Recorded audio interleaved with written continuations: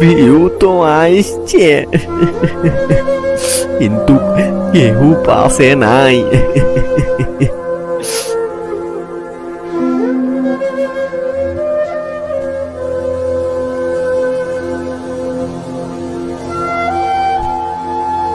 ভুল করলে মানুষ ফেলে না, ধরেও রাখে। তুই ভাইরাল পটল না, তুই আমাদের পটল। ভিউয়ারের দুনিয়া একদিন বদলায়, কিন্তু বন্ধুত্ব থাকলে মানুষ ঠিক দাঁড়ায়।